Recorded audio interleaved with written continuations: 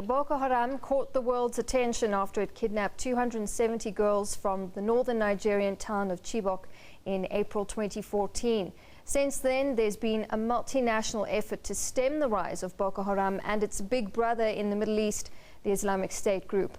Well, I'm joined now in studio by Dr Usman Bugaje, who's touring South Africa to discuss these issues and whether or not international efforts are succeeding. Dr Bugaje, welcome. Thank you for joining us. Thank you. It's my pleasure. So we were talking now off camera just about the media attention on Boko Haram, on Islamic State.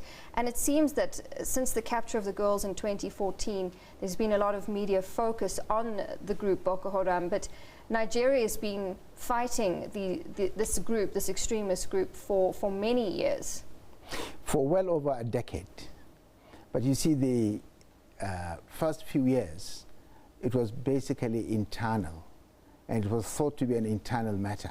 But with time, it escalated and became externalized. And it developed links with the other insurgent groups, around the world. And so that was how the magnitude sort of scaled up. You speak about these different links with other Islamic groups. If we look at the dimensions of Boko Haram and a group such as ISIS, reading up, according to the US officials, there are signs that Boko Haram has been sending jihadist fighters to join ISIS in Libya, and there's been increased cooperation between the two groups. So what do we know about the extent of the cooperation between Boko Haram and a group like ISIS? Are we talking material, logistic cooperation? What are we looking at?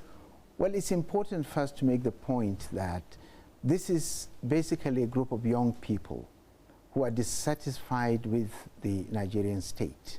In other words, it's a revolt of young people against Nigeria's political economy. That's how it started.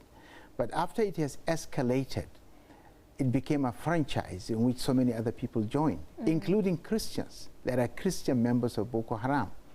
And therefore, what is called Islamic is basically the discourse which they use. Now, having graduated to a big movement and with external links, they have developed links from where they got training, from where they got logistical support, from where they find other means, of maybe sharing intelligence among themselves. Yeah. And this is how they've sustained. But as you probably know, since the last 1 year now, with the new regime, they have been literally decimated in Nigeria. They still have pockets or cells here and there, but in this last 1 year, a lot has been done to bring their firepower down, and a lot of arrests have been made, a lot of girls have been released. Yes. Even the Chibok girls, at least 2 have been found. And in this last year, then you're speaking specifically of President Muhammadu Buhari. President Goodluck Jonathan, his predecessor, was highly criticized for his handling of Boko Haram and the kidnapping of the girls. So how is Nigerian politics coming into efforts to combat Boko Haram? Well, I think the starting point is the military. But as you know, insurgency that has run for this number of years, the military is only the first step. Clearly, during the time of Jonathan, there wasn't the political will to fight Boko Haram. And you could see the difference.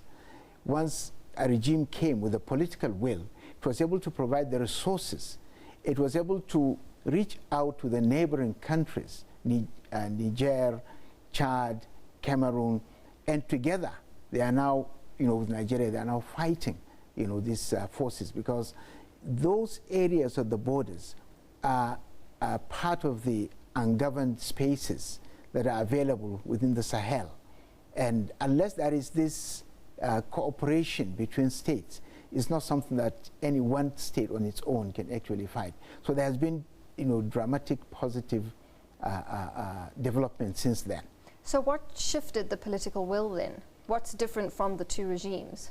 Well, what is different is that the old regime, the previous regime, for whatever reason, were not providing the necessary logistical support to the military. It could be because of corruption. It could be because there are certain reasons for which they are doing so.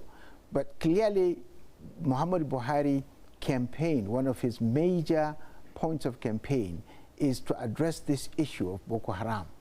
And as soon as he came into power, one of the first things he did in the first few weeks is to relocate the headquarters of the military into the actual theater of war. And then to go around these countries, mobilize their support, create a collective fund from, for which he made immediate payments, of I think about $100 or $200 and $1 million. And then it went on and on. And of course, he tried to bring in the international community with their technical expertise to see how they can all jointly fight this. And they have made remarkable progress. In making progress, then, is that progress being extended to this cooperation that we've been seeing between Boko Haram and ISIS? Well, there is not much that can be. A lot of the information is still within intelligence circles. Okay. It's not very clear to what extent. But from what we know, the relationship between ISIS and is much more at the propaganda level. Maybe Al-Shabaab, maybe the group in parts of Mali, Akim in West Africa, maybe they have these kind of logistical support and training. But I don't think there is a serious nexus between Boko Haram and ISIS beyond propaganda. How does a group like Boko Haram actually work? Because does it extend beyond traditional sort of international controls, if I can call them that? Now, as I said, between these countries, there is a whole, a large space. It's a corridor starting from Libya, coming down to the Chad, Lake Chad area, which is shared between Niger, Nigeria, Chad, and Cameroon. And there is this huge corridor of ungoverned spaces because the states in this Sahelian area are weak and the spaces are large. And therefore, there are criminal elements and insurgents that are trading in small arms and trading and trafficking human beings all along this corridor.